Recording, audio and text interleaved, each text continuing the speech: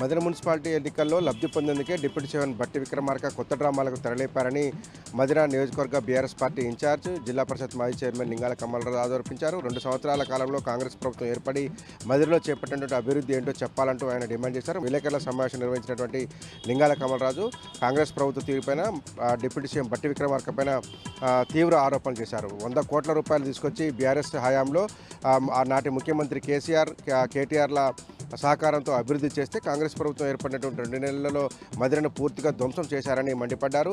2 సంవత్సరాల క్రితమే అభివృద్ధి కమిటీలంటూ ఏర్పాటు చేసినటువంటి డిప్యూటీ సీఎం బట్టి విక్రమార్క మదిరలో చేసినటువంటి అభివృద్ధి ఏంటో చెప్పాలని ప్రజలకు వివరించాలని డిమాండ్ చేశారు. 2 ఏళ్ల కాలంలో మదిరలో విధ్వంసం సృష్టించారు తప్ప కాంగ్రెస్ ప్రభుత్వ హయాంలో ఎలాంటి అభివృద్ధి జరగలేదని, ఎన్నికలు సమీపిస్తున్నటువంటి నేపథ్యంలో మున్సిపాలిటీలో లబ్ధి పొందేందుకే అభివృద్ధి కమిటీలంటూ బట్టి విక్రమార్క కొత్త డ్రామాలు చేస్తున్నారని, మదిర నియోజకవర్గ ప్రజలతో పాటు మదిర మున్సిపాలిటీలో ఉన్నటువంటి ప్రజలు ఎవరు అభివృద్ధి చేశారన్నటువంటి అంశాన్ని ఆలోచన చేసి ఓటు వేయాలని ఆయన విజ్ఞప్తి చేశారు.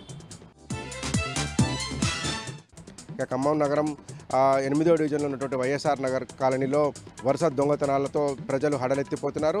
గత అర్ధరాత్రి పూట వైఎస్ఆర్ కాలనీలో ఉన్నటువంటి ఒక వృద్ధ దంపతుల ఇంట్లోకి చొరపడ్డ దొంగ భర్త వీరన్నను గాయపరిచి భార్య లక్ష్మీ మెడలో పుచ్చలతాడు ఎత్తుకొని పోయినటువంటి ఘటనతో ఆ ఏరియా ప్రజలంతా కూడా ఆందోళన చెందుతున్నారు. వైఎస్ఆర్ కాలనీలో వరుస దొంగతనాలు జరుగుతున్నప్పటికీ కూడా పట్టించుకునే నాదుడే లేదంటూ కూడా దంపతులు కన్నీరు మున్నీరుగా వెలిపిస్తున్నారు. వైఎస్ఆర్ కాలనీలో నివాసం ఉన్నటువంటి వృద్ధ దంపతులు వీరన్న లక్ష్మి అనే దంపతులు అక్కడ నివాసం ఉంటున్నారు.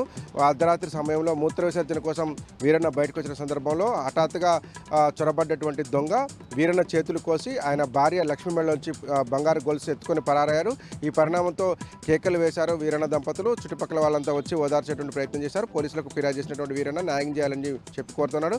వైఎస్ఆర్ కాలనీలో వరుస దొంగతనాలు జరగడంతో ఆ ప్రాంత ప్రజలందరూ కూడా పోలీసులు ఇప్పటికైనా దృష్టి పెట్టి దొంగలను అదుపు చేయాలని కోరుతున్నారు.